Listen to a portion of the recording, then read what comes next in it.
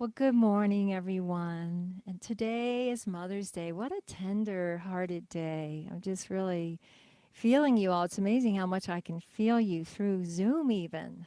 Just really feeling all of our hearts just in a very tender place. This day is a tender day, and I know it is for me, and I can tell it is for all of you. And for me, it's a tender day because I so cherish my earthly mother. I cherish her so deeply, and I feel the bond with her to be the strongest bond in this life. I'm very close to my brothers and my family, but the bond with the mother is unique. It's really unique. The mother and child bond is like no other. And sometimes it's complicated, Sometimes there's some pain and there's past karma to heal. Yeah, I certainly have gone through so much in that journey with my own mom. And sometimes we experience motherly love from other sources aside from our birth mother. Um, One of the books I loved reading, I used to love reading before I lost it in the campfire, was Thich Nhat Hanh's diary. He published his diary. And I recently saw an excerpt, though, from his diary where he talked about what he went through and discovered through the loss of his mother. And I'd like to read you just that bit from his diary because it's powerful. He wrote, "The day my mother died, I wrote in my journal, 'A serious misfortune in my life has arrived. I suffered more than 1 year after the passing away of my mother. But one night in the highlands of Vietnam, I was sleeping in the hut in my hermitage, and I dreamed of my mother, and I saw myself sitting with her, and we were having a wonderful talk. She looked young and beautiful. Her hair was flowing down. It was so pleasant to sit there and to talk to her as if she had never died. And when I woke up, it was about 2 in the morning. I felt very strongly that I had never lost my mother. The impression that my mother was still with me was very clear. And I understood then that the idea of having lost my mother was just an idea. And it was obvious in that moment that my mother is always alive in me. I opened the door and went outside. The entire hillside was bathed in moonlight. Walking slowly in that moonlight, I noticed my mother still with me. She was the moonlight caressing me as she had done so often. Very tender, very sweet, wonderful. Each time my feet touched the earth, I knew my mother was there with me. I knew this body was not mine, but a living continuation of my mother and my father and my grandparents and great-grandparents, of all my ancestors. From that moment on, the idea that I'd lost my mother no longer existed. All I had to do was look at the palm of my hand, feel the breeze on my face and the earth under my feet to remember that my mother is always with me, available at any time. I can't imagine my life without my mom. Um, but I know that at some point, one of us will leave probably before the other. We'll leave this earthly form. And I pray that we can still know that we are together in this way that Thich Nhat Hanh describes. This is such a deep spiritual teaching that encourages us to transform our ideas, our very ideas of separation. I had a similar dream about my father shortly after he died.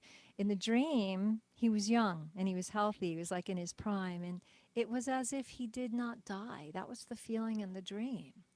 And I felt like he wanted to let me know he was with me. All our ancestors are with us.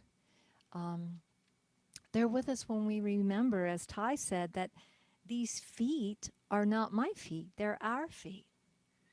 They live on in us, and their presence can be an ever comforting presence. There's a Native American prayer.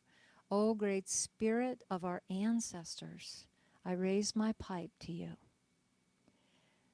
Today we honor We offer honoring of our ancestors, and in particular, we offer honoring of our mother and our grandmother and our great grandmother, and far back into our lineage. As you know, I just got back from a 2-week personal retreat on Maui. And there were so many mothers with children there. I was just amazed how many children there were there. You know, even on the plane, it was just like full of children, babies and young children, a lot of young children. And there were fathers there too. And these families were so happy. You know, you could just feel like they'd been going through, being all locked down together for 13 months, and they were just so happy to get out. And right in front of me one day, I was sitting on the beach. There was this beautiful young mother. She was about 25, I'd say, and she was playing in the sand with her little 3-year-old. And the young dad, was there, and they were so beautiful. They were about 15 feet away, and they were all in bliss. They were so happy and engaged. The child was having all this fun playing in the ocean waves, and they were building sandcastles. And just to watch their faces and see the feeling of joy of life on their faces and the beauty of their interaction and all the love between them, I just felt to myself, I could not be witnessing anything more beautiful. Just taking it in. It was as if it was a part of me, like that beautiful family was a part of me and bringing me so much joy just to witness. And I was thinking how motherly love is not limited at all to humans. There are amazing mothers in the animal kingdom. In Maui, every winter, the humpback whales come, and they come there to birth their young. And it's a safe place. They come in close to shore and they birth their young. And you often see these baby whales mimicking their moms. They're flipping and they're flopping in the water, and they're learning how to flap their fins and breach into the air. And I learned that resident orca mother whales, they and their offspring stay together their entire lives. And even after their offspring have offspring of their own, they stay together. So amazing. I learned about mother elephants. They are protective. They're thought to be one of the most protective mothers on the planet. The female elephants travel together in a circle with the youngest members on the inside. So they're protected from predators. And if one baby elephant becomes an orphan, the rest of the herd adopts him. And elephant mothers also mourn their dead. A bereaved mother becomes visibly depressed for days, while the herd creates a burial for the dead. And the female elephants will collect leaves and twigs to cover the body. And even years later, elephants have been observed revisiting the site where one of their own has died. I just find that amazing that they come back to honor their dead. It's just such intelligence and such heart. I saw an amazing video recently of this mother horse who had lost a foal. And at that same time, on that same horse farm, a foal had lost its mom the day before. And so a few days later, they decided, well, let's just introduce the mare who lost her baby to the orphan foal who lost her mom. And as soon as they introduced him, they showed the video, the mare just completely fell in love with the foal. And she started licking it and nudging it to nurse her. And it was just so beautiful. So there's a lot of love in the animal kingdom. And there's even motherly love in the plant kingdom. I've been working to save the trees here in Mount Shasta, and I've actually been reading books about trees. Thank you, Ray, for that awesome book. I've been reading all these books about trees, and there's all this research that mother trees take care of their saplings.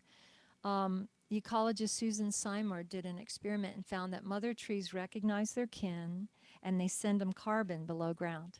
And they even reduce their own root competition to make elbow room for the young saplings. And when a mother tree is injured or it's dying, it sends messages of wisdom to the next generation of seedlings. I just thought that was so amazing. So when you walk in the forest, if you don't already, notice the little groups of new firs. I really notice that now, or new cedars, or new oak saplings. And look around for the mother tree. She's usually about 20 feet away. They're connected, and she's taking care of those saplings. So all of creation is full of this beautiful phenomena of the mother's unconditional love, caring for her offspring. In Christianity, the mother of Jesus is such an essential part of the story of Jesus. Mother Mary, she embodies selflessness. She gives her life, to bring forth life, a divine human life. My great grandmother, who is the most unconditional love in my life, she used to love to pray to Mother Mary. You know, she'd pray the Hail Mary over and over, and I thought it'd be beautiful to share this prayer on Mother's Day, the prayer to Mother Mary. And if you know it, you can say it with me.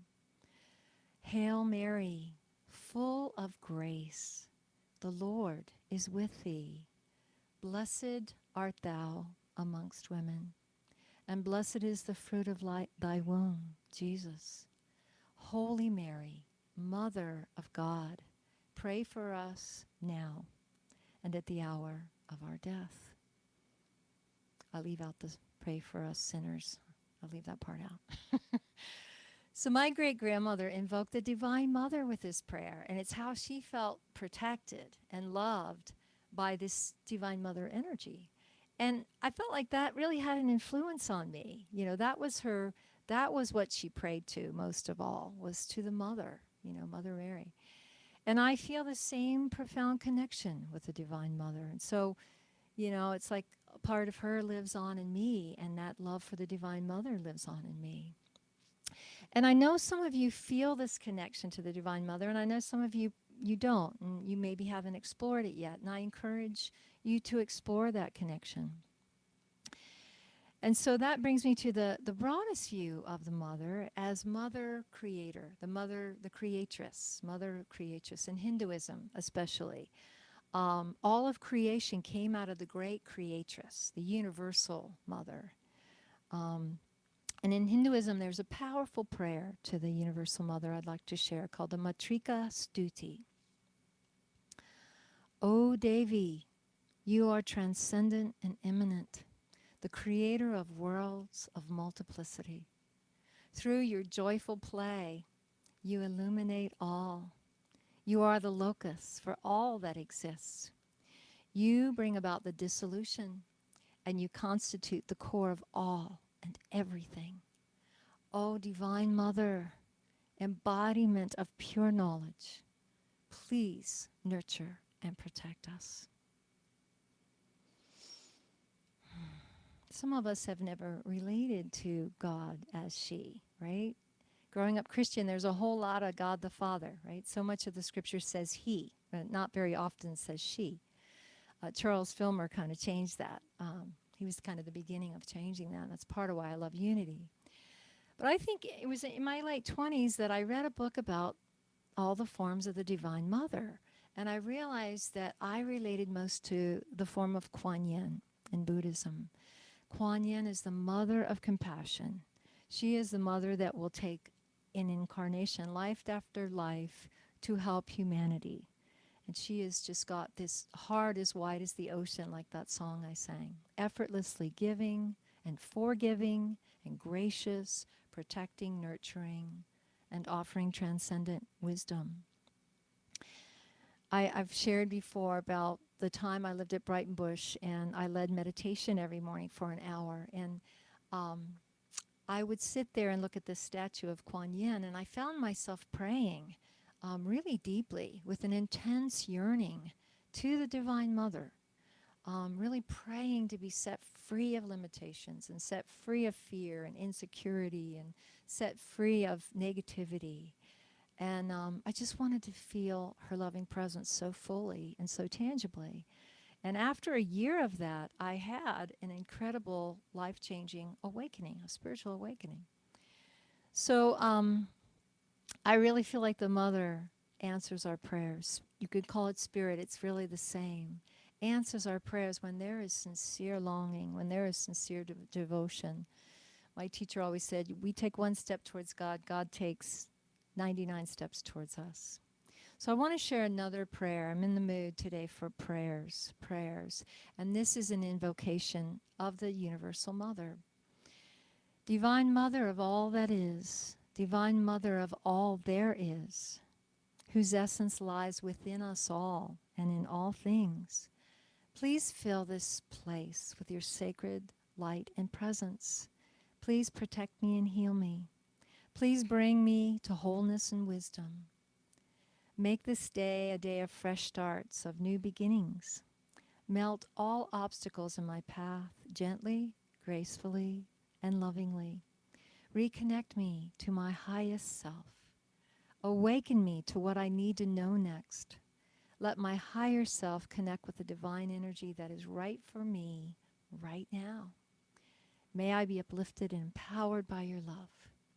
So be it, and so it is.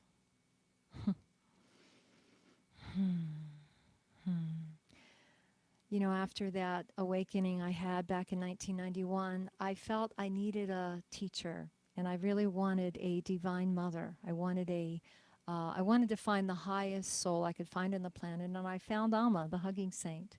And I felt like she was that highest being for me. She was the right teacher for me. And by absolute grace, she drew me in to her inner circle, and I spent 20 years touring with her, and it was just so life-changing. And so I'd like to just share a few things. I was thinking about, what did I learn from her? What was most essential that this living divine mother offered me that I can share with you, that I think is so valuable, most valuable on the message from the mother. And what I learned is to be humble, is to really work to always be teachable, to have that beginner mind and always feel like there's something for you to learn, and no matter what happens in life. That beautiful, similar teaching from Jesus, you know, to examine the log in our own eye before complaining about the stick in someone else's eye. Amma had so many teachings like that to always encourage us to see where we can improve, and to always be interested in taking responsibility for our energy and what we are creating. And don't worry about how unconscious someone else is. You just keep improving yourself. And maybe that means becoming more and more centered so that other people's negativity doesn't cause you to lose your peace. It's really important. So humility, you know, always being willing to grow. So key. That is a message from the mother. Another thing is being of service and selflessly serving. That's another huge teaching that Alma mostly demonstrates by how she lives, not even so much anything she says. But my friend, when I was staying in Maui, my friend Angel that I was staying with, truly is an angel, she told me a story about one of her best friend's moms. And her friend told her that my mom never had a bad word to say about anybody. And my friend Angel said she wanted to be like her friend's mom. And so she made a vow to be a benevolent being. And it's a simple way that we can serve the harmony of our community, right? It reminds me of a story I told you all a while back that it reminded me of. And this story is told a lot of different ways, but I'm going to tell the Quaker version today. This is called The Story of the Three Sieves. If you're a baker, you know what a sieve is, right? It's that fine mesh strainer that separates out the unwanted elements from the wanted elements. Okay, so the story goes that this little boy comes home from school one day, and he says to his mom, Mommy, did you hear about Tom Jones? I just heard that. Wait a minute, my boy. Have you put what you've heard through the three sieves before you tell it to me? Sieves, Mother? What do you mean? Well, the first sieve is called truth. Is it true? Well, I don't really know, but Bobby Brown said that Charlie told him that Tom, whoa, that's very roundabout. What about the second sieve? Kindness. Is it kind? Kind? No, I can't say it's kind. Now the third sieve, necessity. Will it go through that? Must you tell this tale? Is it necessary? No, Mother, I don't need to repeat it. Well, then, my boy, if it is not necessary, not kind, and perhaps not true, let the story die. Let the story die. If we were all vigilant, if we kept those three things in mind before we ever opened our mouths to speak, is it true? Is it kind? And is it necessary? We could really bring a higher energy to our lives, to our relationships, our church, our family, and our world. It reminds me of Alma. She used to always talk about these two very different types of language that exist in this world. One is the language of the intellect, and that's the rational, kind of dry language of the intellect. And then there's the language of the heart. The language of the intellect likes to argue, likes to attack. It's aggressive. It's devoid of love. It's devoid of a sense of relatedness. It says, I'm right and you're wrong and I have to prove it, right, at all costs. People who speak the language of the intellect, they often want control and their hearts are closed. And they don't know about the three C's, or they're not interested in sifting out what is untrue or what is unkind or unnecessary. But then Alma speaks of the language of the heart, the language of love, which is related to the feminine principle. And it's quite different. It's quite different. And those who speak this language, they don't care about their ego. They're concerned about their fellow beings deeply. And they just want to help. They just want to support. They want to uplift others. That is their intention. That is their will. And they are the ones that give tangible hope and light to this world. They are interested in true communion of hearts. As Khadijah likes to say, I see you. I see you. Namaste. I see the divine in you. Let's connect heart to heart, heart to heart. So the teachings of the three C's is a way of making sure that we move, that we're more often in the language of love, right? And we choose not to listen or be available for gossip, like the mother that wasn't having it, hearing her child share something negative. She was teaching him something important. So the last thing I want to share is another story that I heard from Ramdas about his mother.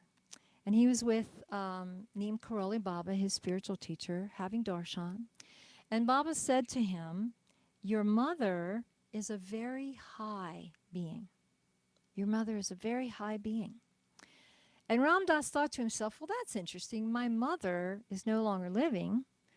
And he'd always thought of his mother as this Jewish middle-class woman with lots of personality and personality quirks. But that person was gone. So Ramdas asked the translator to ask, Baba, did you mean she was a very high being or is? And Baba impatiently said, is. And so Ramdas took that in and said that now, ever since then, when he thinks of his mother, when he visualizes his mother, when he feels his mother, when he sees his mother, he sees her as this very high soul, very much alive, that she is, not was, because souls don't die. His teacher told him she is very much here. She's a very high soul. And so Ramdas offered this teaching. He said, can you stretch out of thinking of your mom as just your mom, which there's a lot of conditioning there, and think of her as a soul with her own journey. I think this is why my mom and I have been able to move through so much karma and clear so much and just get past pressing each other's buttons anymore. Because I think I am able to see her as a soul with her own journey and not hold her to being that perfect mother that she could never live up to in my standards, right? Once I was able to let go of that and just see her as a soul evolving in her own journey, and we happen to have this really powerful lifetime together where she's my mom, I set her free. I set her free seeing her as a soul. So in closing, let us celebrate our moms. Let us celebrate all the mother figures in our lives. And let us also, though, remember that eternal message that Your mother is, even if she isn't informed, she is. She's available. She's here inside, like Mother Song says. And let us remember this energy is always available of the universal mother that loves us beyond measure. And nothing we could do could ever change that. You know, I know that the mother of all would have us know there's nothing to fear. We are cherished. We are precious children. And what would make her most happy is for us to be happy, is for us to be joyful, is for us to be peaceful and filled with innocence and awe and wonder at life.